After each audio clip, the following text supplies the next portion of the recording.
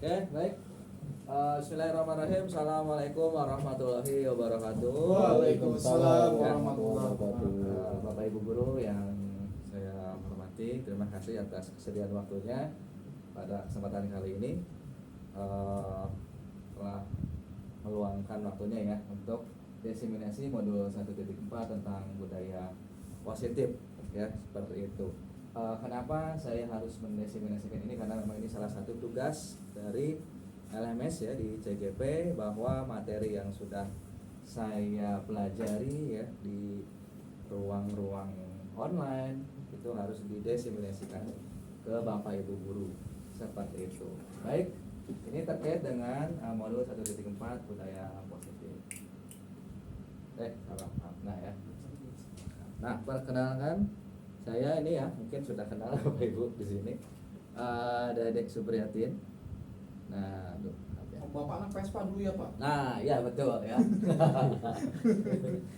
Dari SMA Dewana, kebetulan saya dari calon guru penggerak angkatan 10 Kabupaten Bogor, Jawa Barat ya, seperti ini. Alhamdulillah saya bisa mengikutinya setelah beberapa kali ikut seleksi ya, baru di angkatan 10 ini akhirnya bisa lolos dari CGP ya, seperti itu. Nah, Bapak Ibu, dalam CGP yang saya geluti yaitu saya dibimbing oleh fasilitator saya yaitu Bapak Muhammad Alwi. Kemudian juga ada pengajar praktik saya atau PP dari Bapak Abdul Ghani. Itu sekilas terkait dengan fasilitator dan pengajar praktik ya. Oke, baik. Pertama, dalam pertemuan kali ini ya, pada modul ini ada beberapa materi yang nanti akan saya bahas ya, Bapak Ibu. Yang pertama terkait dengan perubahan paradigma belajar, disiplin positif, motivasi perilaku manusia, kebutuhan dasar, posisi kontrol restitusi, keyakinan kelas, segitiga restitusi. Nah, dari banyak ya ini ya poinnya, dari ke-7 poin ini, mana yang mungkin asing bagi Bapak Ibu? Mungkin Pak Mudin, mana yang asing bagi Pak Mudin untuk poin ini? Posisi kontrol, restitusi, dan mana? 7-nya tidak? Udah tahu berarti? Sama? Oke. Kalau Pak Lati bagaimana? Mana yang baru nih menurut saya nih dari sini? Sama dengan Pak Mudin, nomor 5, posisi kontrol. Oke. Keyakinan kelasnya. Keyakinan kelas juga. Restitusi 5 ke bawah. Oke, kalau untuk yang itunya udah tidak asing ya. Miss Ari bagaimana? Kalau Miss Ari, oke, semua kayaknya ini ya. Restitusi. Pak Andika bagaimana? Restitusi baru. Oke. Motivasi juga ini nggak tahu nih arahnya kemana. Mungkin bisa jadi baru juga. Oke, bisa jadi baru atau mungkin kadang-kadang kita sudah mempelajarinya tapi kita tidak tahu teorinya. Kadang-kadang banyak seperti itu ya. Kita sudah melaksanakan. Betul. Oh, ternyata ini. Oke, baik ya. Sudah, teorinya baru. Betul, kadang-kadang kita ternyata sudah menyelesaikan ini gitu kan, baru terengah atau tergugah bahwa oh ini ya ternyata yang kita lakukan itu disebut ini gitu. Kadang-kadang ya, karena saya sendiri pun dalam CGP ini, oh ternyata yang kita lakukan itu ini namanya ya. Oke, untuk lebih lanjutnya nanti kita bahas ya. Baik, nah selanjutnya ini agak ngelag ya. Bisa. Nah, oke, baik. Simulasi yang pertama. Nah, sebelum sana kita coba simulasi pertama. Saya akan bagikan kertas, silakan ambil kertas tersebut. Oke, kertas. Nah, ya. Boleh dibantu Bang Andika? Disimulasikan kertas. Belum kena. Maaf. Udah klik duluan. Oke, kertas, silakan. Saya meminta Anda untuk membuat sebuah pesawat atau perahu. Pilih salah satu. Pesawat atau perahu. Silakan ya. Ini perahu kertas. Nah, perahu kertas dan pesawat kertas. Ada lagunya. Perahu kertas kayak cerpen apa ya? Iya, ini. Film? Maudi Ayunda. Mau dia Indah. Nah, Anda tidak pernah buat pesawat kertas atau perahu kertas ya? Ini Origami, Pak. Nanti saya jelaskan kenapa Oke. saya seperti ini. Baik. Nah, Ya, kok jadinya topi, Pak? Saya jadinya topi. Topi boleh ya. Pokoknya silakan mau topi, mau pesawat ya, mau bentuk apapun, kapal selam kalau bisa boleh, silakan Bapak Ibu ya di sini. Oke. Nah, oke Miss Ari sudah hampir jadi. Pak Latif paling awal ya sudah. Iya, sudah jadi dari sana. Oke, terima kasih. Pak Latif ya. Oke, sudah. Pak Mudin sudah. Oke, sudah hampir selesai ya, sudah 90%. Oke, baik ya. Nah, kalau sudah silakan ambil pesawat yang sudah jadi dari tangan rekan Anda. Silakan siapapun. Pesawat, topi atau apa silakan ambil. Geser aja kan Pak. Saya ambil, silakan. Oke. Nah, oke, ini bagaimana reaksinya? Nah, kenapa Pak Mudin memberikan itu kepada Pak Latif? Kertasnya. Pesawat kertasnya kepada Pak Latif. Kenapa? Karena diminta Bapak. Karena diminta saya. Oke, terima kasih jawabannya luar biasa. Miss Ari dan Pak Andika kenapa ini memberi apa? Topinya diberikan kepada Pak Andika dan juga Miss Ari diberikan. Kalau Miss Arya minta saya kasih. Oke, baik ya. Nah, ini kenapa Pak Latif tidak membuat sebuah bentuk pesawat, topi atau kapal di sini? Karena Kenapa? Coba yuk berikan alasan. Bentar. Tadi perintahnya disuruh membuat pesawat terus dan lain-lain ya. Nah, oke. Kenapa saya hanya kertas? Kan kita bagaimana kita memandang sesuatu, gitu. Apakah kertas ini bentuknya sebuah kertas hanya seperti ini? Baik. Mungkin di masa depan akan bisa juga seperti ini, bentuk pesawat. Kita juga tidak tahu, gitu ya. Bentuk topi masa depan fashion mungkin berubah menjadi selembar kertas seperti ini. Jadi bagaimana kita memikirkannya saja sebenarnya, ya. Yang penting kita tahu dasarnya apa yang dipikirkan. Baik. Secara fisik Pak Latif ternyata tidak membuat bentuk itu, tapi secara pikiran dia sudah membayangkan itu berarti ya. Benar. Ini luar biasa kali. Tepuk tangan untuk Pak Latif ya. Luar biasa. Oke, baik, terima kasih ya. Nah, kita akan bahas yang pertama ya. Ini nyambung. Kenapa demikian? Terkadang kita ini ada hal yang keliru ya. Ini diungkapkan oleh Glasser ya. Glasser atau Glaser ya? Glasser ya. Dalam teori kontrol untuk meluruskan miskonsepsi. Yang pertama tadi ya, guru mengontrol murid. Saya posisikan sebagai guru. Bapak-bapak, Bapak Ibu sekalian di sini adalah sebagai murid. Nah, gitu kan artinya bahwa hal ini adalah hal yang keliru, gitu kan, bahwa ini yang harus kita hindari karena ini terkait dengan miskonsepsi. Pertama, kedua, ilusi bahwa semua penguatan positif efektif dalam dan bermanfaat ya, seperti itu. Memang betul ya, penguatan yang itu efektif dan bermanfaat. Tapi kalau kita lihat konteksnya, apakah penguatan tersebut muncul dari orang lain ataukah diri sendiri, itu yang nanti kita akan dalami ya, seperti itu. Kemudian ilusi bahwa kritik dan membuat orang merasa bersalah dapat menguatkan karakter ya. Tidak ada yang namanya kritik yang membangun. Kritik itu pasti akan keras seperti itu. Kritik itu pasti akan pedas ya. Jadi istilahnya kritik membangun tidak, karena kritik adalah hal-hal yang kekurangan dia seperti itu. Nah, ya jadi bukan penguatan karakter, tapi kalau mau bisa ke saran seperti itu. Sarannya apa? Rekomendasi ya.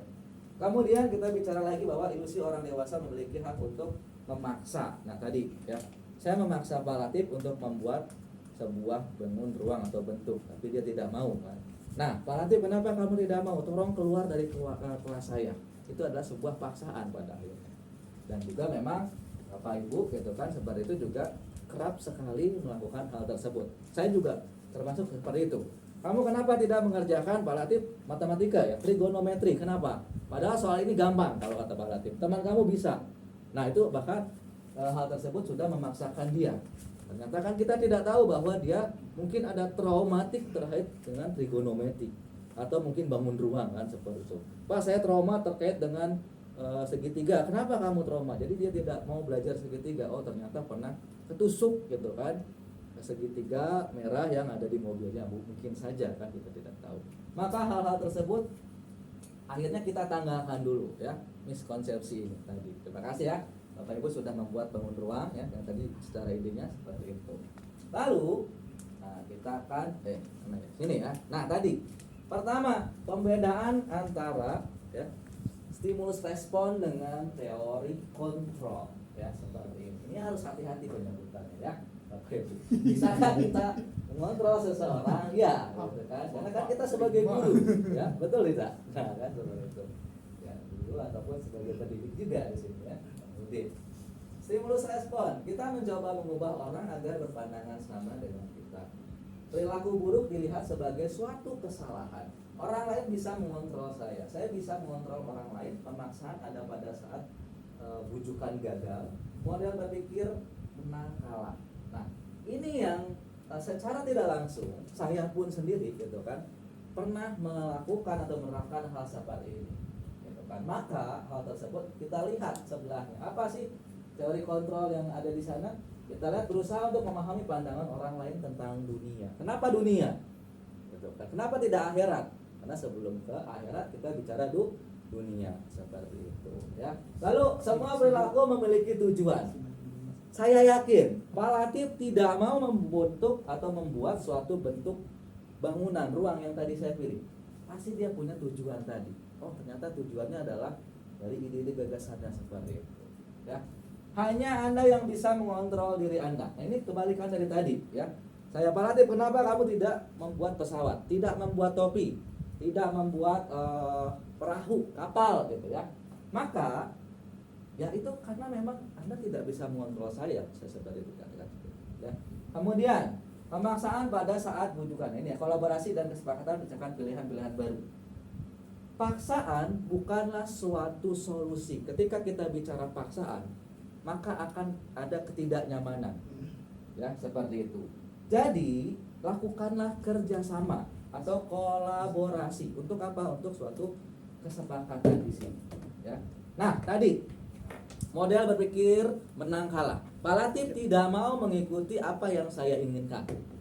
Artinya saya harus bisa memaksa Pak Latif untuk itu. Tapi Pak Latif tetap tidak mau. Maka Pak Latif harus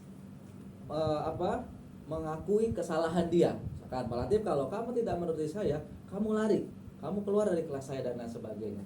Nah, hal yang tersebut juga itu yang perlu kita hindari. Maka kita harus punya strategi menang-menang. Kita tanya dulu, kenapa Pak Latif tidak mau seperti itu? Oh, tadi dia punya pemikiran sendiri tentang kertas, gitu ya. Oh, dia punya tujuan sendiri untuk itu. Dia punya alasan sendiri. Itu yang kadang-kadang kita lalai dan kita luput. Seperti itu ya, Bapak Ibu. Oke, selanjutnya nah, kita lihat di sini. Nah, ini ya. Sehingga ini harus segera kita ubah. Disinilah yang dinamakan sebagai perubahan paradigma dalam belajar. Nah, apa yang berubah? Dari yang tadi sering kita lakukan hal-hal seperti ini, maka berubah ke tahap teori kontrol seperti itu. Dari stimulus respon, kemudian berubah ke teori kontrol. Inilah yang dikatakan sebagai perubahan. Karena perubahan adalah pergerakan dari satu tempat ke tempat lain. Itu berubah seperti itu. Ya. Nah, jadi betul, bertransformasi sehingga kita harus bisa memahami ini. Apa yang diubah dalam pembelajaran? Nah, poin-poin ini yang kita ubah menjadi poin-poin teori kontrol. Nah, jadi kita samakan persepsi dulu ya. Berarti kita sudah sama ya untuk persoalan merubah paradigma dalam belajar. Oke, kita bisa berlanjut ke selanjutnya. Nah, lobet kayaknya. Oh, gitu ya. Nah, kita bicara terkait dengan disiplin sekarang. Kita sudah satu persepsi terkait dengan perubahan paradigma. Perubahan, maaf ya. Kita memang lemot ya. Nah, perubahan paradigma dari perubahan paradigma belajar ya, dari teori stimulus ke teori kontrol. Nah, maka akan berkaitan dengan disiplin. Ya, apa makna disiplin? Kalau saya mengartikan adalah sesuatu yang dilakukan seorang pada orang lain untuk mendapatkan kepatuhan. Kata disiplin kerap dihubungkan dengan ketidaknyamanan. Saya akan ambil contoh seperti ini. Ya. Di sekolah kita, SMA di Warna, tentu sering sekali untuk mendisiplinkan dalam tanda kutip ya, mendisiplinkan anak. Maka kita akan cenderung ke penghukuman. Seperti itu. Dalam pelajaran saya misalnya ya, ada anak yang kemudian tiba-tiba menghilang lama ke WC dan lain sebagainya seperti itu. Ini anak tidak disiplin. Nah, kan pada akhirnya mengarah ke sana. Maka ketika anak tersebut tidak disiplin, pada akhirnya saya pernah melakukan memanggil dia dan menghukum dia. Kalau kamu tidak mau belajar dengan saya, silahkan keluar dari pembelajaran saya, seperti itu Pak. Nah, ya. Jadi itu akan sangat-sangat ini ya, membuat ketidaknyamanan seperti itu. Mungkin Bapak Ibu juga pernah sama ya terkait dengan ketidaknyamanan tersebut. Nah, mungkin Pak Latif coba bisa kasih contoh ketika Pak Latif mendisiplinkan dengan cara Pak Latif. Kita eksplorasi. Untuk sekarang ini ya mungkin mirip-mirip dengan Pak Dade tadi ya. Ya. Ketika murid salah gitu ya, kita sebagai orang dewasa semata-mata nggak tanya dulu kesalahannya, kenapa dia lakukan kesalahan, tapi langsung menghukum gitu. Contohnya misalkan saya udah memberikan suatu latihan, Ya. dikasih waktu, anak itu tidak mengerjakan gitu ya, saya langsung menjudge dia nggak mau mengikuti pelajaran saya, langsung disuruh keluar gitu, seperti itu.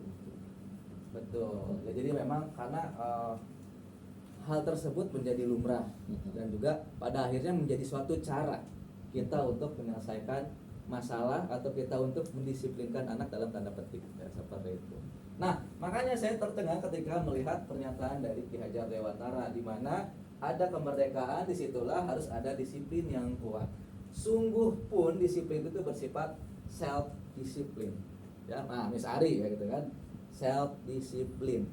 Yaitu kita sendiri yang mewajibkan kita dengan sekeras-kerasnya, tapi itu sama saja. Sebab jikalau kita tidak cakap melakukan self disiplin, wajiblah penguasa lain mendisiplinkan diri kita. Peraturan demikian itulah harus ada di dalam suasana yang merdeka, seperti itu. Mungkin dari segi bahasa, self disiplin dari bahasa Inggris apa sih Miss Arif gitu kan, dari segi bahasa sendiri. Disiplin yang itu tuh motivasinya dari diri sendiri. Ada dorongan dari diri sendiri. Ada dorongan dari diri sendiri. Karena self itu diri sendiri ya.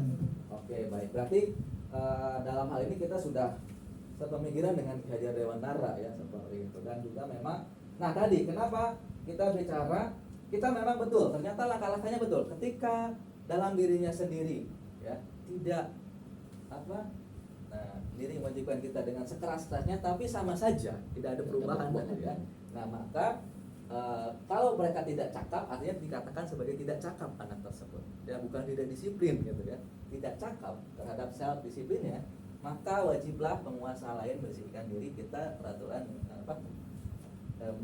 mendisiplinkan diri kita. Nah seperti itu. Jadi ternyata perlu hal lain dari hal tersebut itu ya, peraturan demikian itu yang ada di dalam suasana yang merdeka. Nah cuma memang kadang-kadang yang penguasa lain yang mendisiplinkan diri kita ini kadang-kadang metode, caranya ataupun mungkin treatmentnya yang kurang tepat, keliru atau kurang tepat. Oke, baik. Kita lanjut ya. Nah, ini Bapak Ibu silakan ada sedikit contoh banyak saya alih dulu. Nah, penerapan peraturan kelas. Ya, oke, baik ya. Bismillahirrahmanirrahim. Assalamualaikum warahmatullahi wabarakatuh. Ya, sambil kalian menginstal itu ya, yang ada perangkat untuk laptop atau komputer. Jadi kita akan memulai ujian nanti pukul 7.30. Jadi silakan bagi kalian yang mau membaca-baca terlebih dahulu materi boleh ya.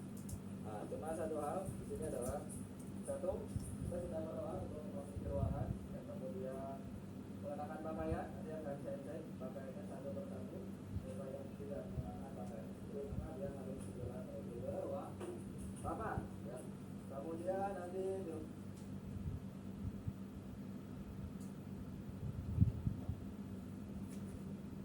saran mengenakan pakaian orang lain dan sesuai dengan seragam hari ini. Satu, betul ya, betul, bersih.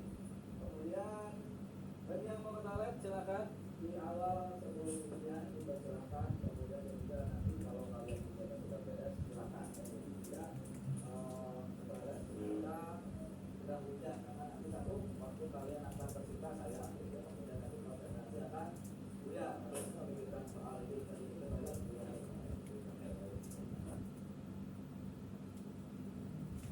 Oke, kemudian kalian Sore sini.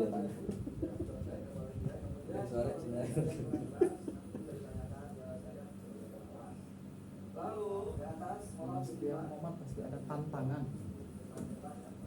kemudian kartu legitimasi yang warna kuning dan juga literasi akan segera dibagikan ya, seperti itu. Jadi apakah ada yang ditanyakan atau sudah jelas?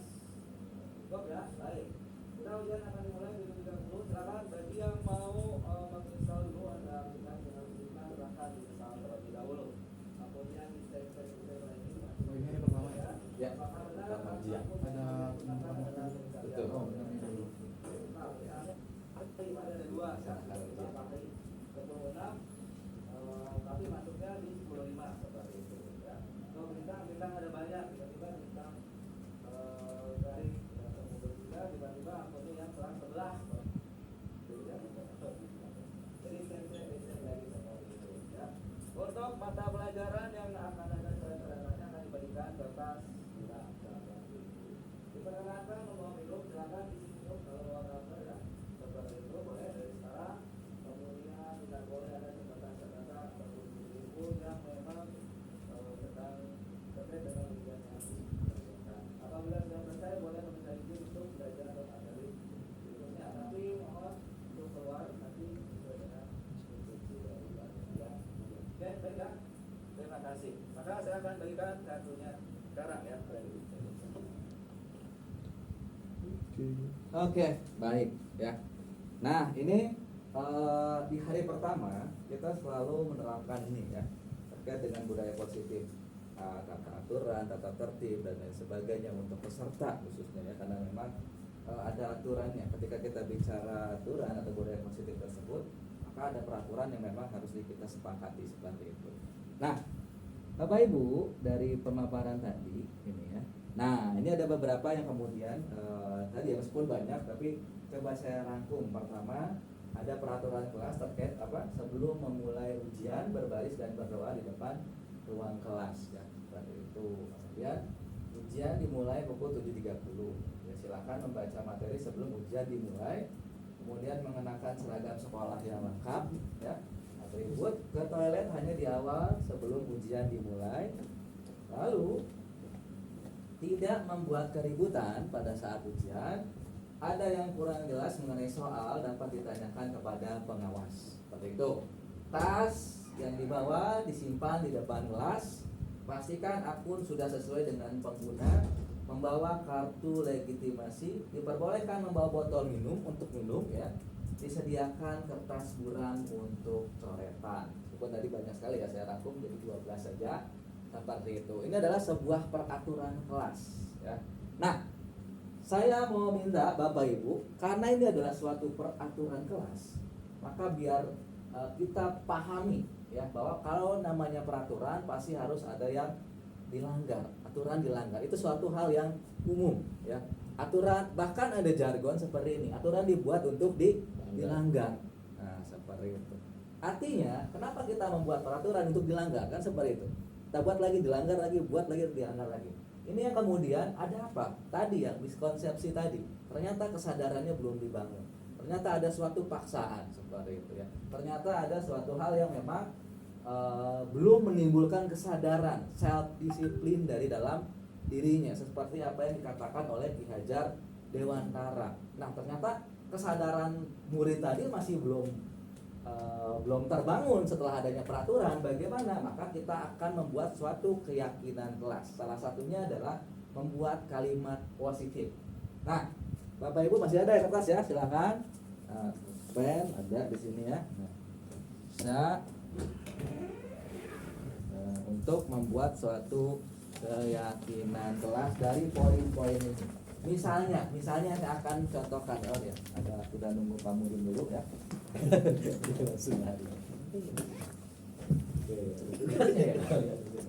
Pertama ya, saya akan contohkan. Ini adalah suatu peraturan kelas. Saya minta untuk menjadi keyakinan kelas. Saya ambil contoh. Sebelum memulai ujian, berbaris dan berdoa di depan ruangan kelas. Ini masih berupa kalimat perintah, yang artinya belum menimbulkan kesadaran dari diri anak tersebut. Nah, Saya akan contohkan bagaimana kita membuat suatu kalimat keyakinan kelas yang mendorong munculnya ini ya, kesadaran dari diri dalam anak itu sendiri. Nah, sebelum memulai ujian, berbaris dan berdoa di depan ruangan kelas ya. Berdoa sebelum melaksanakan aktivitas membuat saya merasa aman. Nah, itu salah satu contohnya ya. Atau sebelum melakukan aktivitas, ritual berdoa membuat saya merasa tenang. Saya merasa tenang kalau saya memulai aktivitas dengan berdoa, bisa seperti itu. Ya, bisa menggunakan kata saya atau apa atau gantinya dihilangkan juga tidak masalah. Artinya Bapak Ibu tolong dituliskan dari 12 ini tidak semua ya, kebanyakan. Enggak satu juga. Maaf, 2 aja ya. Pilih 2, yang 1 udah ya, yang 1 sudah. Pilih 2. Silakan bebas, boleh sama atau boleh yang mana. Silakan diubah menjadi kalimat positif. Positif. Nah, ini masih berupa kalimat perintah, masih berupa kalimat peraturan seperti itu. Jadi bagaimana tadi kita menggali self disiplin tadi. Nah, ya. Silakan. Nah, itu. Kemudian silakan jangan bengong ya. Oke, sudah dikasih pulpen. Oh, ada ya? Kurang satu. Oh, kurang 1. Nggak apa-apa, Oke, Kak. nggak apa-apa, nanti bisa bergantian ya. Kita bisa bacakan masing-masing. Mengarang tepat ya, karena pelajaran saya selalu mengarang. Presentasi saya pun selalu ada hal-hal yang mengarang ya.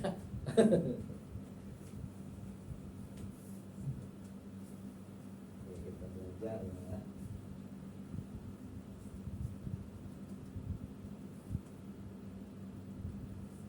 Boleh beli yang paling pendek. Benar. Panjang banget. Nah, 6 ya. Pendek. Ya. Boleh dari 12 peraturan kelas ini. Kita bisa buat yang namanya keyakinan kelas. Tadi keyakinan kelas adalah akan berkaitan dengan self disiplin tadi, sesuai dengan apa yang diutarakan oleh Ki Hajar Dewantara ya. Berkaitan dengan teori kontrol tadi ya. Bukan teori stimulus atau respon tadi, tapi itu teori kontrol tadi. Jadi panjang. Wah, nah, Mengarang ini. Anda suka dengan pelajaran saya. Oke, bagus ya. Pantas anak-anak mengarang drama ya. Bapak Ibu gurunya suka gitu. Oke. Jadi panjang. Silakan pilih bebas Pak, 2. berarti itu yang nomor 3 membaca instruksi apa ya? Gimana? Membaca materi atau membaca instruksi sebelum ujian? Silakan membaca materi sebelum ujian dimulai. Maksudnya materi ini Pak, saya mau baca-baca dulu sebelum mempersiapkan diri dulu sebelum nanti ikut ujian kayak gitu. Boleh. Atau diartikan ke yang lain juga tidak masalah. Lebih bagus muncul hal baru kan? Oh, itu kayak persiapan ya? Betul, persiapan anak. Kan ada jeda sebelum itu. Nah, kayak tadi kayak ke toilet, kemudian isi air minum, botol. Kemudian ada yang tidak mau ke toilet tapi dia mau baca materi dulu. Itu juga harus kita utarakan ke anak-anak. Jangan sampai mereka bingung gitu kan. Takutnya mereka mau baca materi sebelum ujian tidak diperkenankan seperti itu ya. Tidak apa-apa. Asal jangan pas ujian membaca materi. Itu yang tidak boleh.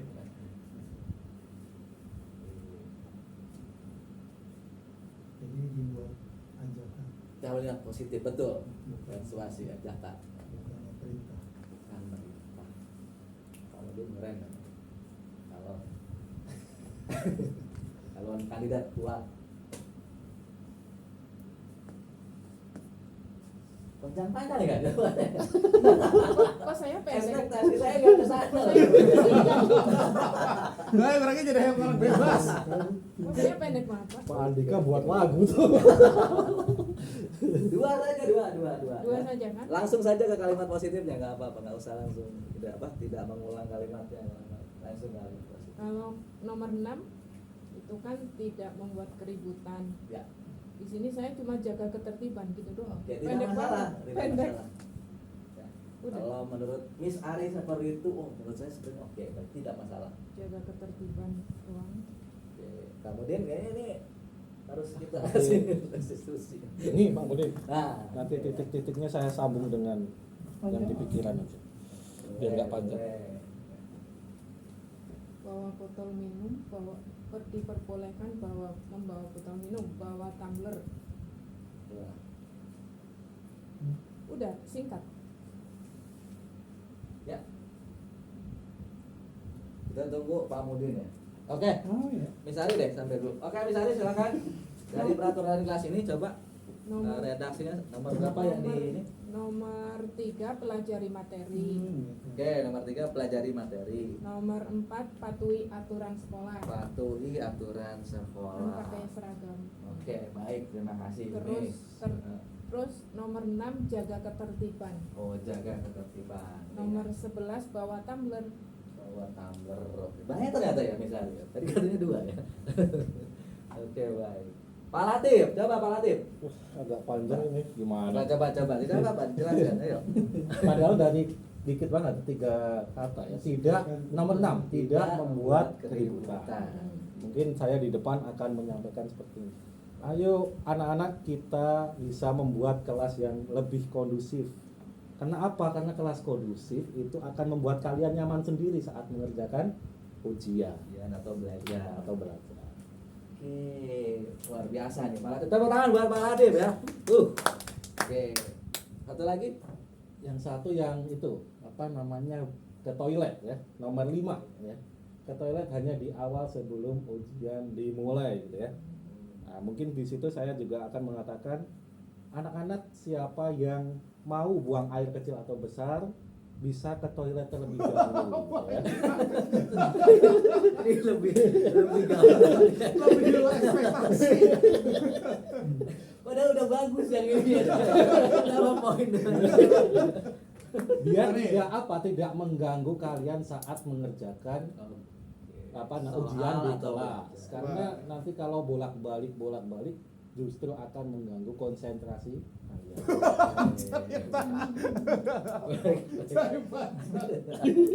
Sorry saya nih. Oke, Pak Dika silakan. Tas disimpan di depan kelas. Oke, baik. Oke. Apa? Menyimpan tas di depan kelas membuat ruangan menjadi rapi. Oke. Terus kalau poinnya berarti menyimpan barang sesuai pada tempatnya. Terus yang kedua, ke toilet hanya di awal sebelum ujian dimulai ya. Nih. Mari ke toilet di awal sebelum ujian dimulai agar pada saat ujian kondusif. Oke. Kata kuncinya berarti nanti pada saat pemadatan katanya beraktivitas sesuai waktu. Oke. Pak Mudin, pas. Tas mungkin ya. Udah, oke, Poin tas. 8 tas disimpan di kelas agar terlihat rapi di ruangan kita dan nyaman. Enggak Ran. Nyaman, tidak berantakan, lebih baik tas disimpan di kelas. Masih perintah atau gimana? Agak sedikit ke kesadaran dan agak sedikit ke perintah masih kayak gitu. Oke, baik ya. Terima kasih nih, luar biasa tepuk tangan buat kita semua ya. Oke, luar biasa. Contoh-contohnya. Jadi memang tadi beberapa ada yang sudah oke ya, Pak Latif, Pak Andika, Sari, kemudian Pak Mudin juga ya. Oke, baik. Jadi kalau kita lihat tadi, kalau memang peraturan keras padanya betul ya, kita harus menghindari hal-hal yang memang masih ada unsur pemaksaan seperti itu gitu kan. Artinya tadi self disiplinnya kita harus bangunkan. Tapi kalau ternyata masih belum juga kan butuh ada hal lain yang untuk membantu hal tersebut seperti itu ya. Oke. Nah, sehingga ini mungkin dari saya ya. Betul ya Bapak Ibu tadi ya. Sudah memaparkan.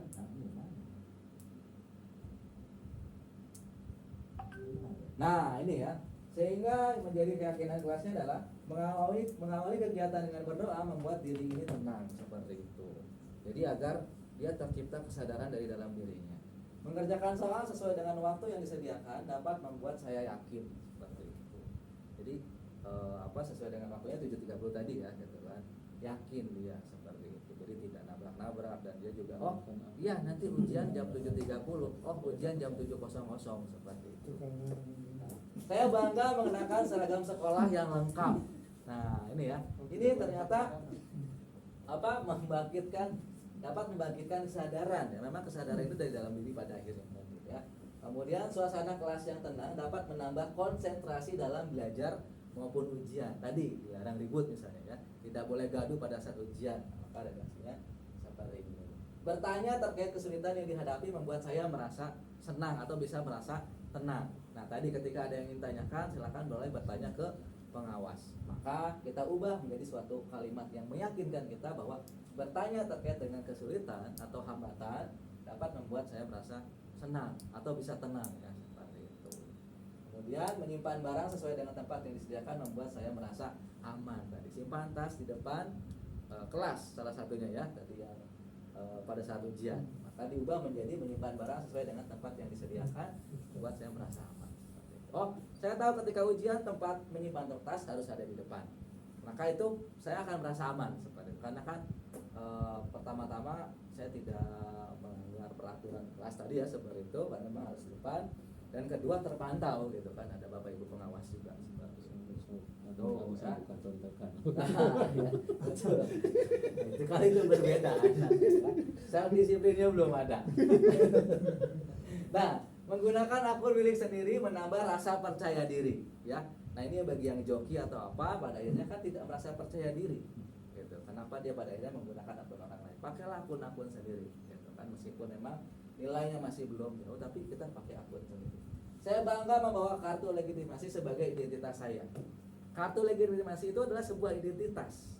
Kalau kita bicara murid, yaitu identitas murid ketika pada saat ujian. Kenapa? Pada saat anak tidak bawa kartu legitimasi, maka dia tidak boleh masuk.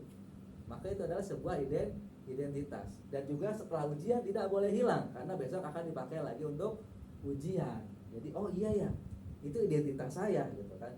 Nanti kalau orang lain lihat atau apa, karena ada foto, ya, meskipun hanya sedikit nama, kelas, dan foto, itu identitas dia, seperti itu.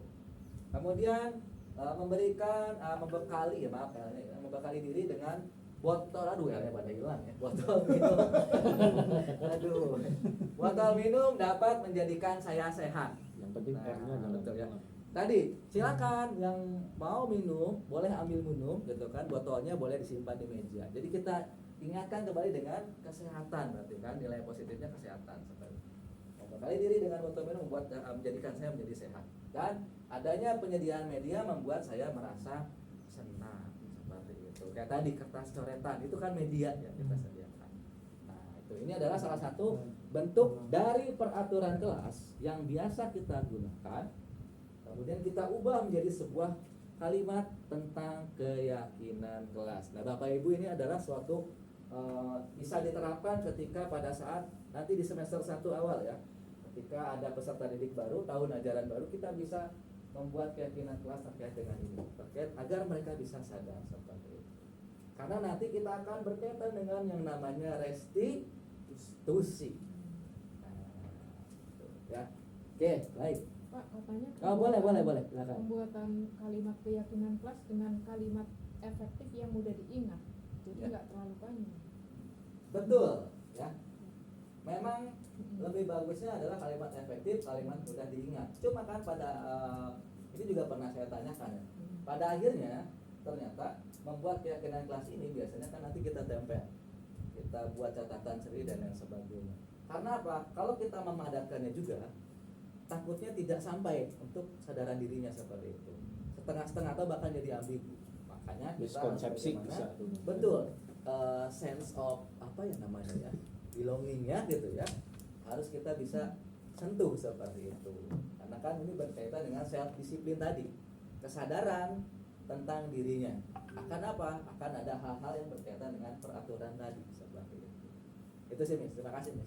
Mungkin Bapak Ibu yang lain mungkin ada pertanyaan, silakan. Tidak. Cukup? Oke, bisa kita lanjut. Cukup, ya. Baik. Nah, ini, ya, kalau kita bicara disiplin tadi. Nah, ini mungkin Bapak Ibu juga pernah lihat, ya, terkait dengan motivasi perilaku manusia. Di sini ada apa yang akan terjadi apabila saya tidak melakukannya, apa yang saya dapatkan apabila saya melakukannya, saya akan menjadi orang yang seperti apa apabila saya melakukannya. Motivasi internal, motivasi eksternal.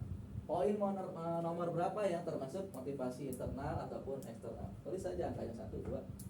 Pak Mudin, poin mana saja? Yang internal? Internal itu apa yang akan terjadi apabila saya tidak melakukannya, apa yang saya dapatkan apabila saya melakukannya, saya akan menjadi orang yang seperti apa apabila saya melakukannya. Oke. Internal itu 1, 3. 1 dan 3. Pak Latif, yang internal mana? Saya lebih ke 3. 3. Miss Ari? 3. 3. Pak Andika? 3. Berarti sisanya motivasi eksternal. Baik, terima kasih ya. Oke, baik Bapak Ibu, kita akan lihat. Salah ya, blank. Nah, ini ya. Nah, ternyata motivasi internal itu adalah di poin 3. Kenapa? Karena apa yang akan terjadi apabila saya tidak melakukannya? Tadi akan menimbulkan ketidaknyamanan. Jangan-jangan saya dihukum, jangan-jangan saya diincar, jangan-jangan saya gitu kan was-was, khawatir seperti itu. Maka dia masuk ke motivasi eksternal. Ya. Kemudian apa yang saya dapatkan apabila saya melakukannya? Berarti dia sudah berbicara imbalan orang ataupun institusi seperti itu. Nah, lalu saya akan menjadi orang yang seperti apa apabila saya melakukannya.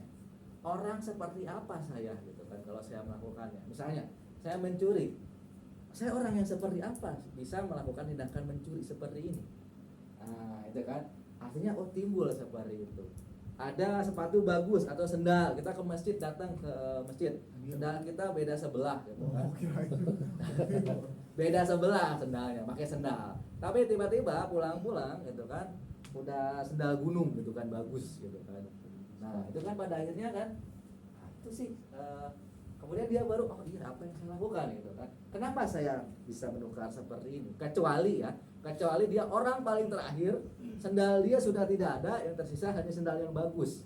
Barulah dia sendal saya tidak ada, apakah saya nyeker atau saya pakai sendal ini? Tapi di sini sudah tidak ada orang lagi. Nah itu kan menghargai diri gitu kan. Tapi itu tidak mungkin ya. Tidak mungkin karena sendal yang bagus terakhir itu tidak mungkin. Mustahil. Itu hanya contoh saja ya. Itu ya Bapak Ibu. Terima kasih Pak Mudin ya tadi juga sudah cukup Masbuk bagus ya ini sendal mas. Nah, Mustahil. mustahil ya. Untuk mendukung motivasi intrinsik ya kita kembali ke nilai-nilai atau keyakinan tadi. Gitu. Kamu kenapa tidak bawa kartu legitimasi? Itu adalah identitas kamu. Oh iya ya. Itu identitas saya gitu kan. Kamu kenapa apa tadi yang ribut gitu, kenapa ribut di kelas gitu kan, untuk kita nyaman dengan suasana yang tenang ketika ujian atau dalam belajar. Oh iya ya, nyaman, tenang itu bisa membuat kita nyaman. Nah seperti itu. Jadi kita harus menggerakkan itu ya, keyakinannya seperti itu dibanding kita mengikuti serangkaian peraturan. Berat memang, saya akui ini memang sangat berat karena kita memang sudah terbiasa dengan pola peraturan dilanggar maka dihukum gitu kan, dengan tanda kutip pendisiplinannya dihukum. Kita jarang sekali untuk bagaimana menyadarkan dia untuk tidak melakukan hal tersebut, eksplorasi, gali dan lain sebagainya. Nah pada kesempatan inilah saya punya kesempatan yang luar biasa untuk menyampaikannya ke Bapak Ibu sekalian di sini. Tuh, ada ini ya, Gak biasa. Nah ini ya, kita bicara terkait dengan tadi hukuman dan konsekuensi. Hukuman maka akan sangat menyakitkan, jelas. Pak Latif, kamu dihukum karena tidak mengerjakan PR. Saya tambah PR kamu jadi 100 soal. Nah, itu akan sangat menyakitkan. Kalau Zidane seneng kayaknya Pak. Nah kalau Zidane beda lah. saya akan Yes. melanggar biar sama Yes. Tapi CNN juga, saya juga Pak, malah mau dihukum. Pak kalau hukumannya 100 saya mau. Saya mau gitu Pak. Tuh, ya. Karena kesadarannya tadi, ya kesadarannya akan kebutuhannya sudah tercipta tadi ya, self disiplinnya. Ya. sesuatu harus terjadi. Membuat anak sakit fisik maupun hati untuk jangka waktu yang lama, gitu kan. Dulu saya belajar gitu kan, kamu ngerjain PR gampar gitu kan, sakit fisik iya, gitu kan. Jasmani rohani juga iya, dendam ya. Nah, Bisa dihukum. kalau konsekuensi itu membuat anak merasa tidak nyaman dalam waktu pendek saja. Misalnya saya panggil begini, Pak Latif ribut ya, atau jangan Pak Andika ribut misalnya ya, dia main suling di kelas gitu kan, ketika saya menjelaskan, saya panggil Pak Andika gitu ya. Nah, tapi memanggilnya tidak, Pak Andika diam kamu, buang suling kamu, tidak seperti itu. Saya datangi Pak Andika, tugasnya sudah belum? Oh belum Pak, oke kita sekarang sedang belajar apa? Nah, kita berikan waktu dulu untuk dia menyadarkan diri bahwa dia sedang belajar bahasa Indonesia. Tapi ketika dia masih ribut-ribut lagi, nanti setelah pembelajaran atau sebelum pembelajaran berakhir, saya akan panggil Pak Andika, saya akan tanyakan dia, gitu kan. Meskipun akan terasa sangat tidak nyaman karena dipanggil kan, Pak Andika nanti bisa ke ruang guru ya, saya mau ngobrol sama. Dia tidak nyaman, tapi dalam jangka waktu yang pendek, setelah berbicara, setelah ini dia akan oh baik Pak, gitu kan, seperti dia akan sadar seperti itu. Ya. Kemudian kalau hukuman ya pasti membenci pasti, gitu kan. Dihukum lagi, cuma lari segitu doang gitu kan, malah menantang pada akhirnya. Gitu ya. Nah kalau kita bicara konsekuensi, anak akan menghargai seperti itu ya. Paksaan jelas ya. Nah ini juga ada tanggapan dari salah satunya. Kemudian menyakiti diri sendiri ya. Kita tahu murid-murid kita kadang-kadang ada yang menyakiti diri sendiri gitu kan, karena gara-gara si ini saya dihukum gitu kan, saya di SP dan lain sebagainya gitu kan. Nah, tapi kita coba untuk agar mudah menyesuaikan diri gitu kan. Cobalah cari untuk kamu bisa bertahan, kamu bisa menghindari dan lain sebagainya. Nah, konsep diri yang buruk, konsep diri yang baik. Ini ya hasilnya. Kemudian anak belajar untuk menyembunyikan kesalahan karena tadi siapa yang mencoret-coret ini? Pak Mudin misalnya ya. Nah, Pak Mudin pasti tidak akan ngaku. Dia akan menuduh ke Miss Ari gitu kan, dia suka coret-coret.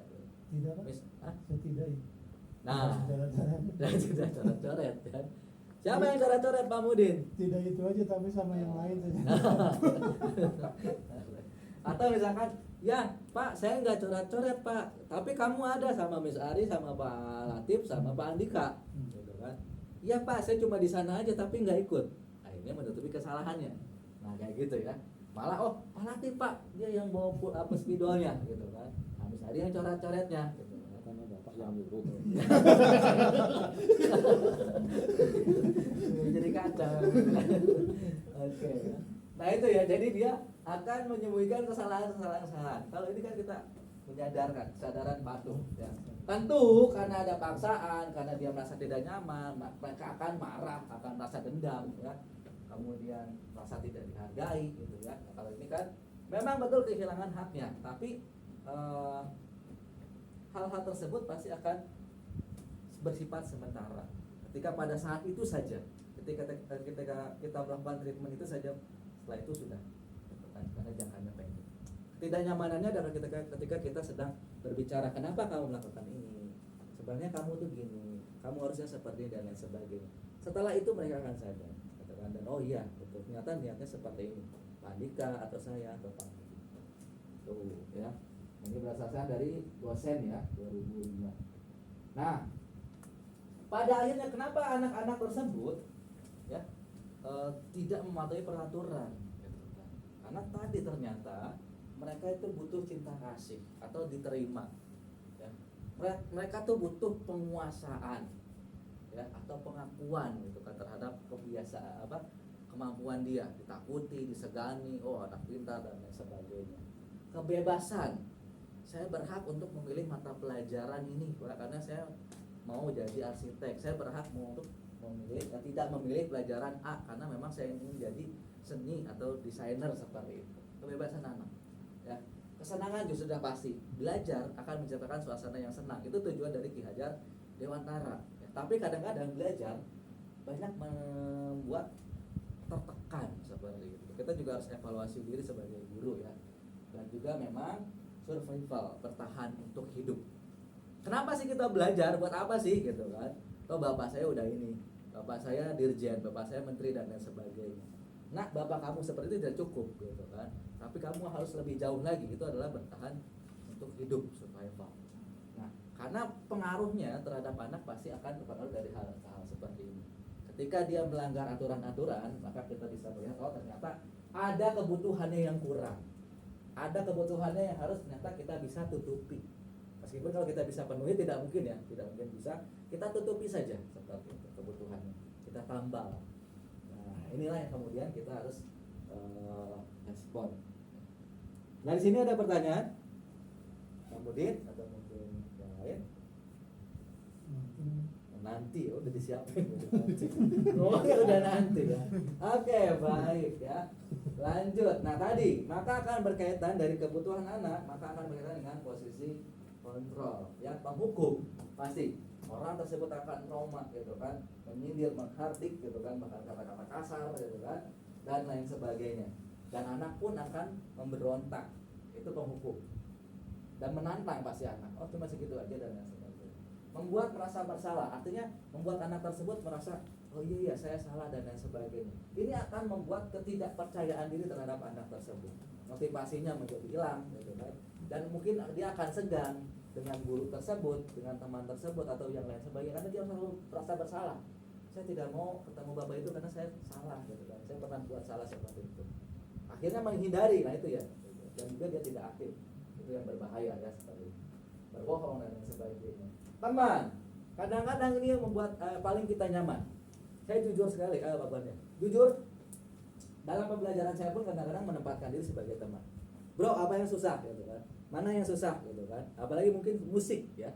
Tadi kan di musik apalagi memposisikan anak-anak pasti sebagai teman karena memang biar dia juga terbuka dan lain sebagainya. Betul. Kolaborasi. Cuma memang yang menjadi catatannya kalau kita menjadikan dia teman, pasti dia akan kecewa kalau kita tidak melakukan hal yang sesuai dengan keinginan dia. Kok Pak Andika gitu kan? Nggak bestie gitu kan? Nggak CS dan lain sebagainya. Ya udah deh, saya nggak mau padus lagi karena udah Pak Andika udah gini. Nah itu bahayanya. Karena kita akan bicara terkait dengan tersakiti. Ya. Pemantau, ini supervisor ya Bapak Ibu, gitu kan? Dia posisinya sebagai supervisor, pemantau, benar-benar memantau, benar-benar mengawasi, gitu kan? Tadi kan, gitu kan? Memantau, betul-betul memantau, gitu kan? Pasti ada ukurannya, gitu kan? Ada rulesnya, gitu kan? Nah, dan juga memang ini ya, ukurannya ya tadi ya, menitik beratkan pada sanksi atau hadiah. Wah, Miss Ari berprestasi, oke, pemantau saya kasih reward. Wah, Pak Latif melanggar hukum, itu pemantau. Oke, jadi itu ya Bapak Ibu terkait dengan kebutuhan dasar manusia. 5 posisi kontrol. Yang paling terakhir adalah ini yang ideal adalah manajer ya. Jadi semua aspek yang paling ideal adalah manajer. Kita bisa eksplorasi, kita bisa memposisikan diri dan lain sebagainya. Meskipun jujur saya sendiri masih belum menerapkan terkait dengan secara keseluruhan ya. Manajer ini belum saya terapkan secara utuh gitu kan. Mungkin tidak 100%, baru 70 atau 80%. Karena memang sebelum menerima materi ini ya kadang-kadang kita lebih ke teman, pemantau, bahkan menghukum. Nah, ini sehingga kita bicara terkait dengan restitusi ya. Adalah sebuah proses menciptakan kondisi bagi murid untuk memperbaiki kesalahan mereka. Ya, sehingga mereka bisa kembali pada kelompok mereka dengan karakter yang lebih kuat. Nah, anak ini memang bagus nih. Kemudian dia coba-coba ke sini, dia belok kanan gitu kan. Kita panggil lagi, kemudian akhirnya dia sadar, oh oke, kita balik lagi ke sini. Oh iya kita belajar, oh iya kita sama-sama belajar, kita sama-sama punya tujuan untuk masuk kampus. Seperti itu.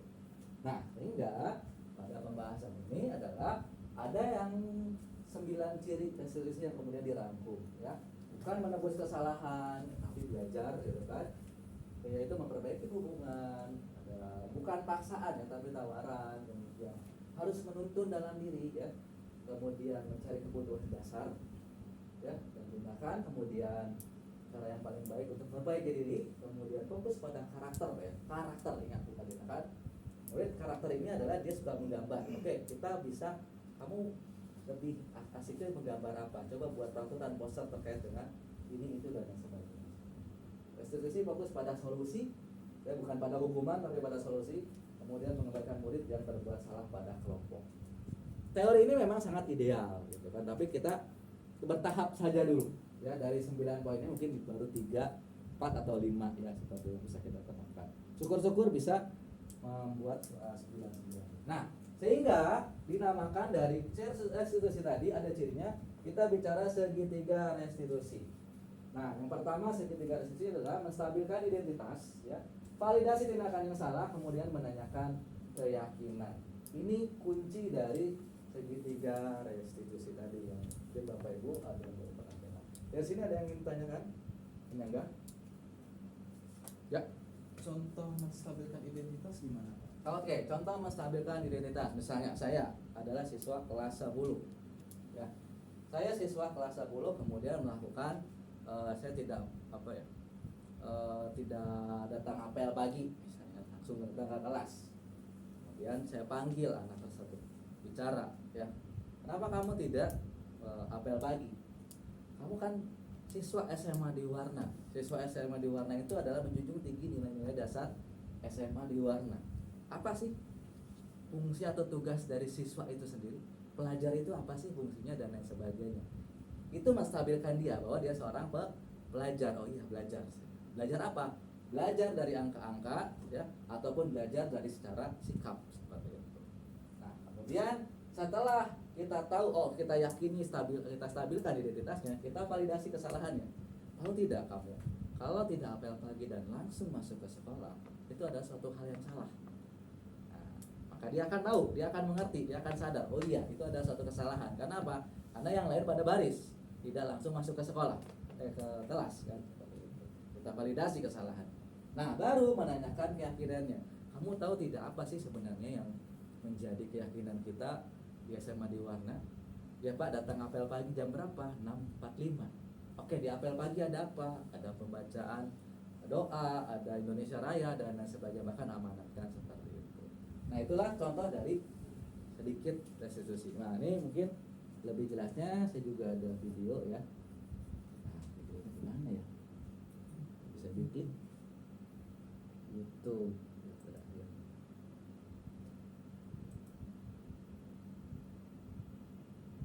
Nah.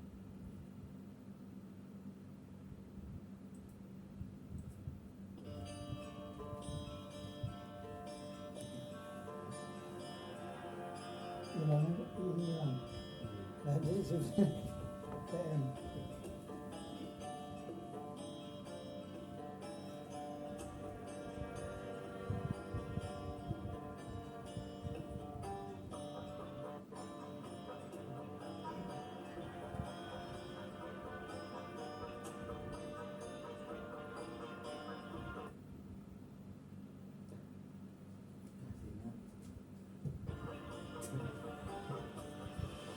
Itu ya, jadi 3 restitusi yang tadi kita bahas.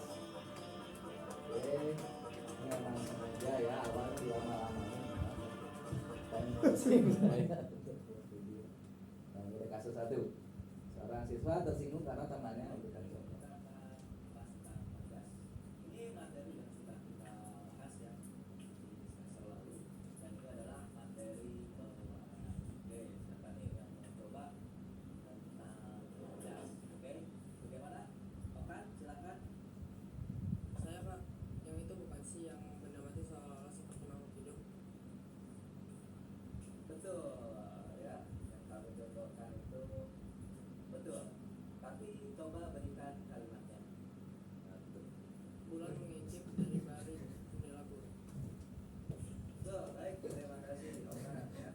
Coba saya mau minta satu lagi contoh kalimat yang mengandung majas ironi ya. Bagaimana Aufa dapat coba contohkan? Saya Pak, rajin sekali kamu kan, bisa-bisanya nilai kamu terlalu bagus sampai dicari guru untuk teknik hial. Yang kamu Alvin itu sama sekali gak lucu tahu. Ya, baper-baper. Kan ilmu kamu paling rajin kan, sampai guru-guru nyari kamu buat training. Ya. Baik, Oke. nanti kamu bertanya saya setelah pembelajaran ini kita akan bicara beberapa hal terkait dengan apa yang kamu lakukan pada hari ini ya. Oke, nanti bersedia ya. Baik. Oke, baik. Untuk kalian berdua coba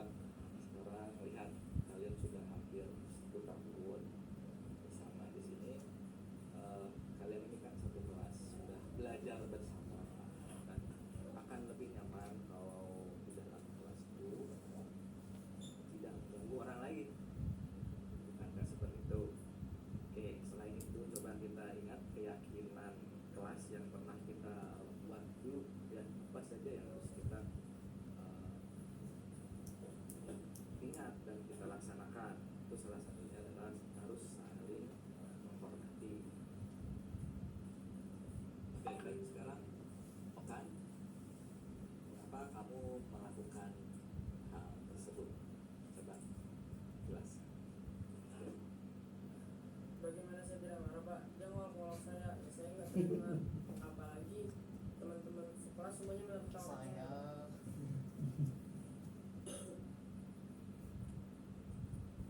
Baik, sekarang Alvin, coba kamu jelaskan kenapa kamu melakukan hal tersebut. Saya memberi contoh tersebut karena memang seperti itu kan kenyataannya. Saya juga nggak ngada-ngada. Kejadiannya dianya aja yang baper. Toh ini hanya sebuah contoh kan Pak. Oke, baik. Untuk kalian berdua, coba kita melihat kalian sudah hampir 1 tahun bersama di sini. Kalian ini kan satu kelas, sudah belajar bersama. Dan akan lebih nyaman kalau di dalam kelas itu tidak mengganggu orang lain. Bukankah seperti itu? Oke, selain itu coba kita ingat keyakinan kelas yang pernah kita buat dulu ya. Ingat dan kita laksanakan. Itu salah satunya adalah Penekanan, Pak. Biar sadar, Pak. Saya ingat Pak, kita harus saling menghormati baik sesama teman maupun guru. Selain itu juga tidak membuat keributan pada saat pembelajaran. Ya Pak, saya juga bertindak berlebihan. Baik, terima kasih atas Alvin atas penjelasannya dan sudah kembali mengingat tentang keyakinan kelas. Sekarang kami mau minta maaf karena sudah mengganggu pembelajaran kita hari ini. Saya juga minta maaf ternyata contoh yang saya berikan dapat menyinggung kamu apa kan? Juga minta maaf karena tindakan saya berlebihan. Yang benar, saya ini ternyata banyak tidak masuk di semester ini Pak. Saya akan memperbaiki ketinggalan materi di banyak Bapak. Selamat. Oke, dan Dengan adanya restitusi, saya sebagai murid dapat memahami kesalahan yang saya perbuat. Selain itu, restitusi dapat memberikan kesadaran bagi saya untuk berkomitmen dalam belajar. Oke, baik. Jadi cukup atau kita mau simak yang ini? Karin, kehadiran kamu Ah, ini di pelajaran saya jarang sekali. Mengapa? Demikian. Saya tidak suka dengan pelajaran Bapak. Bagi saya tidak masalah kalau saya jarang masuk di pelajaran Bapak. Toh tidak menguntungkan bagi saya. Mengapa kamu tidak menyukai pelajaran Bapak? Apa yang membuat kamu tidak suka? Karena saya menganggap pelajaran Bapak tidak penting. Buat apa saya belajar kalau tidak penting? Baik. Sekarang, Bapak mau tanya lagi. Pelajaran apa yang menurut Karin penting? Pelajaran seni, Pak, khususnya seni musik. Selain itu saya tidak suka. Mengapa saya harus dipaksa? Kalau tidak suka, Nah sekarang, Bapak mau menjelaskan sesuatu kepada Karin. Karin pelajar bukan? ya iyalah, Pak, masa iya saya pemadam kebakaran. Seragamnya beda dong, Pak. Haha. Kalau begitu, apa tugasnya seorang pelajar? Lah, tugasnya ya belajar, Pak. Mengapa kita perlu belajar? Biar pintar, Pak. Biar pikirannya encer. Agar dapat nilai yang tinggi. Baik. Nah, betul. Namun nilai bukanlah segalanya. Yang terpenting adalah potensi yang Karin miliki dan kuasai. Begini Karin, kalau kamu mau jadi musisi atau penyanyi, kamu harus mampu merangkai kata, atau kamu harus bisa meyakinkan kepada orang lain tentang potensi yang kamu miliki dengan medium bahasa. Ingat, keyakinan belajar kita di kelas tentang rasa saling menghormati. Meskipun kamu tidak suka dengan pelajaran Bapak, maka setidaknya Karin dapat menghormati Bapak sebagai guru dengan guru yang lain.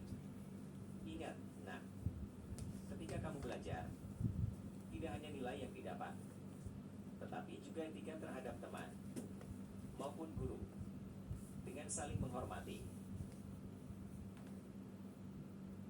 Meskipun kamu tidak suka dengan pelajaran Bapak, maka setidaknya Karim dapat menghormati Bapak sebagai guru pun dengan guru yang lain. Ingat, nah, ketika kamu belajar, tidak hanya nilai yang didapat, tetapi juga etika terhadap teman maupun guru dengan saling menghormati. Terima kasih Karim, kamu masih mengingat keyakinan kelas. Mudah-mudahan kamu juga dapat menyadarkan temanmu yang melakukan hal serupa. Saya menyadari adanya keyakinan kelas dapat kembali mengingatkan saya terhadap komitmen atau kesepakatan kelas yang pernah dibuat. Hal ini menjadi pembelajaran saya agar tidak mengulangi kesalahan. Oke, jadi Bapak Ibu, itu salah satu contoh dari restitusi yang sudah saya lakukan ya, simulasi. Terima kasih Bapak Ibu, mungkin ada yang ingin memberi pertanyaan. Pak Mudin. Silakan Pak Mudin. Sudah menyiapkan Saya saya tanya pertanyaan Pak Mudin. Boleh, silakan. Mengarang ini pertanyaan. Iya, iya, boleh. Bagaimana? Enggak ada saya, cukup. Ya, apa? Dari Kak. Pak Mudin, Pak Mudin. Iya. Bagaimana hal yang efektif untuk membuat keyakinan kelas? Hal yang efektif ketika membuat keyakinan kelas adalah yang pertama, kita harus mengawalinya dalam kelas kita yang ampuh ya. Yang terkecil dalam kelas dulu. Kemudian setelah itu ada momennya, karena nanti ada tahun pelajaran baru, kita bisa memanfaatkan itu karena mereka masih baru, masih bisa kita ulang bisa kita bangun kembali, rekonstruksi.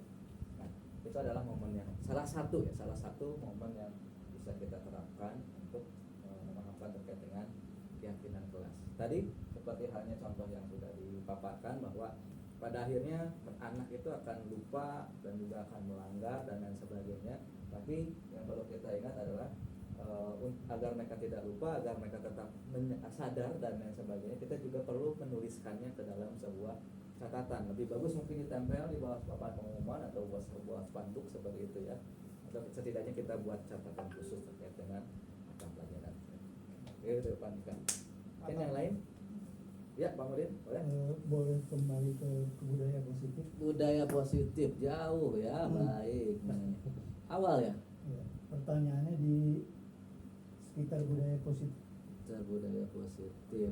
Jadi pertanyaan itu apa tantangan yang dihadapi untuk menciptakan budaya positif khususnya di Biwarna? Karena kan siswa Biwarna itu dari seluruh Indonesia ya. Betul. Dengan budaya yang beragam dan latar belakang yang beragam juga. Jadi tantangannya apa, Pak? Tantangannya yang pertama adalah karena mereka punya beragam budaya, mereka punya beragam bukan keyakinan, hal-hal yang mereka lakukan dari berbagai macam daerah, maka satu kita harus membuat peraturan dulu apa yang menyeragamkan mereka, agar mereka tidak meyakini bahwa ini adalah hal yang benar menurut saya, itu juga tidak baik, gitu kan?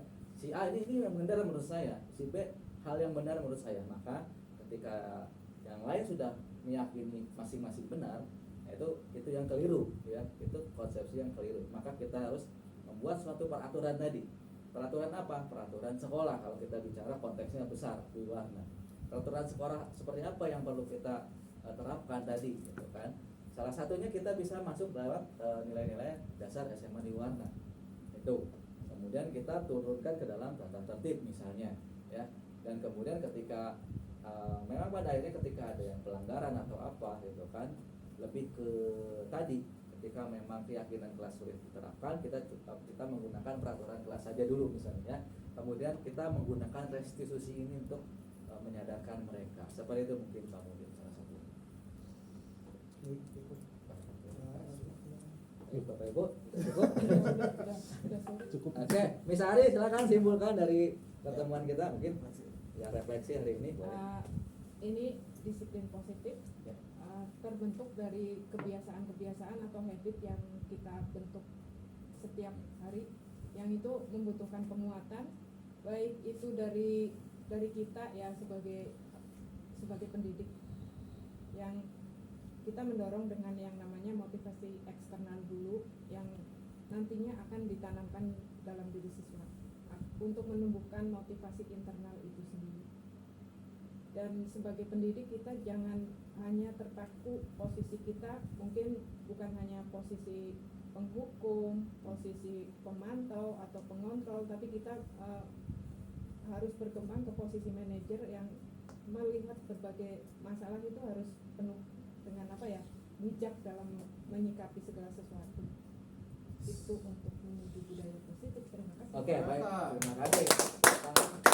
Tepuk tangan untuk kita semua Bapak Ibu. Terima kasih atas kesempatan dan waktunya diseminasi ini. Saya ucapkan wassalamualaikum warahmatullahi wabarakatuh. Waalaikumsalam warahmatullahi wabarakatuh. Bisa, Ton?